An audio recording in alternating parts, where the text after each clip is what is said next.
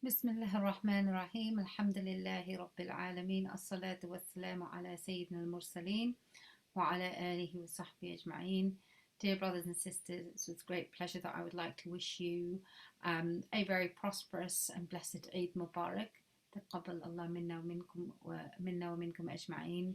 May Allah subhanahu wa ta'ala accept all our prayers, all our fasting, all our ibadat, our charity, and have mercy on our brothers and sisters who are facing very difficult challenges at this time. So I just wanted to remind us of some safety rules around Eid, bearing in mind that we're still in the middle of a pandemic. Of course, we know that Eid is a day of great forgiveness, of celebration, of joy, of love, of sharing, and of family. It is a celebration of the community where the Prophet ﷺ encouraged even the women to come out and recommended that actually the Eid Salah be conducted in open spaces rather than within the masajid. And alhamdulillah, some of us have access to the one Eid type facilities or Eid in the park. And that would definitely be a better option at this time in any case. Sadly, as you know, we are still in the middle of a pandemic. Luckily, alhamdulillah, the number of cases has gone down considerably. And the vast majority of people aged above 40 years are now vaccinated, perhaps partially so, with either 1 or 2 doses of the Oxford or the Pfizer vaccines. What are the implications of this for us on Eid? Well, of course, this is a day that we've been working hard for. It's a day that Allah subhanahu wa ta'ala has given us as a day of extra forgiveness and celebration after a month of dedication towards him, and of course we would love to be able to enjoy it, and that enjoyment only happens when we connect our souls and we meet with our loved ones.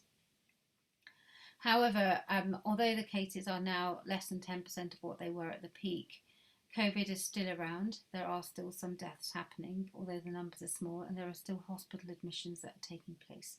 So we need to remember that we are not out of the pandemic yet.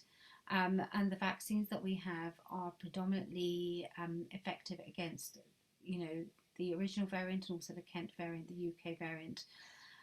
We have seen other variants circulate recently, such as a Brazilian variant, South African, and more recently the Indian variant. And I'd like to draw your attention towards these.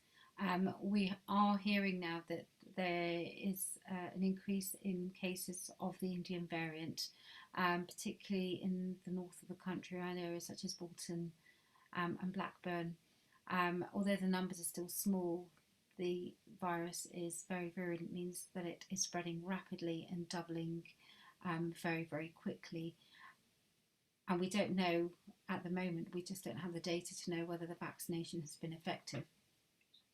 So on the basis of this, I don't want to put a damper on Eid, I don't want to spoil Eid, I do want you to all to make dua for myself and for the Uthridge team. So inshallah, the advice that I would like to give you is that in terms of Eid celebrations, if you are going to go to the Eid prayer, then I would suggest that ideally go for an open air type of prayer, because the risk outdoors is much lower. Try and maintain social distancing where possible. Wear your masks, use your hand gels, all that kind of thing. So face masks and space. If you do not have access to an outdoor facility, then please try and go to, if you are going to attend, then attend an indoor facility which is well organised and well ventilated. So somewhere where, you perhaps have a booking system and the numbers are capped, so that the exposure is slightly more restricted. We have to be aware that COVID is a nastier disease in ethnic minorities for many, many factors, whether you might say they're genetic factors, lifestyle factors, ethnic factors, socio-economic factors.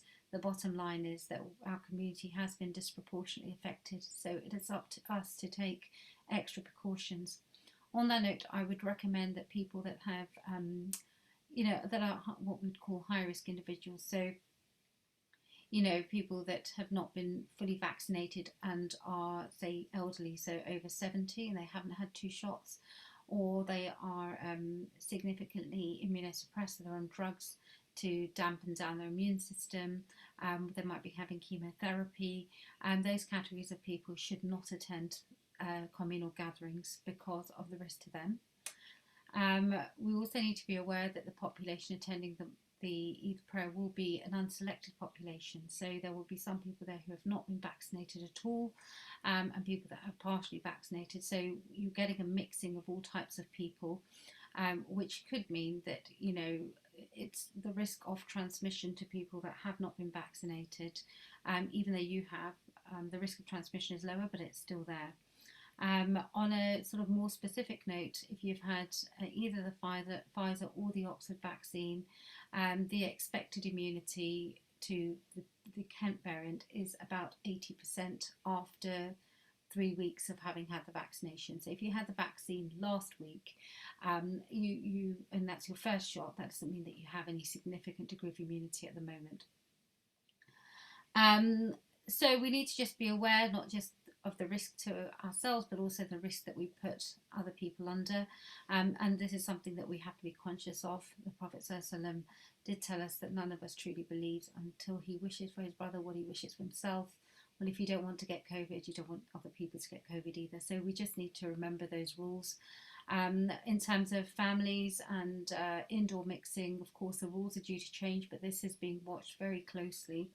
And we would recommend that unless somebody's in your bubble, that mixing is kept outdoors, in gardens, in parks, in outdoor spaces to keep everybody safe.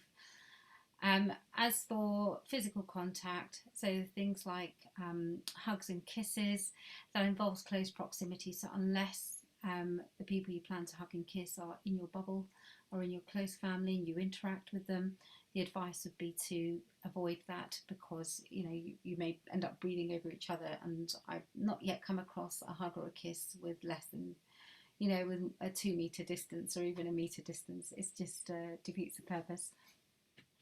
So these are the things really to think about. I think if we can adhere to these, inshallah, we present ourselves as a responsible community, and we please Allah subhanahu wa ta'ala, and we look after our ummah. And we're all bleeding for the ummah at the moment, and inshallah, we need to make sure that we're not putting the community on our doorsteps at risk in any way, shape or form. So with that, just a couple of final words.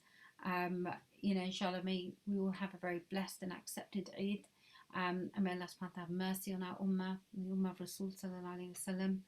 Let us take these last moments, inshallah, to really reflect on what good habits we're going to take away. And being a GP, my advice would be that if you've made any positive lifestyle changes, inshallah, if you've managed to kick the cigarettes or kick your fizzy drinks or cut out your deep fried food this Ramadan, or you've been able to boost up your gut health, so have more plant-based foods, salads, fermented foods, inshallah, find a small change and keep it. And that's, those small changes are what are most beloved to the Prophet ﷺ, and those small changes are what will change our lives.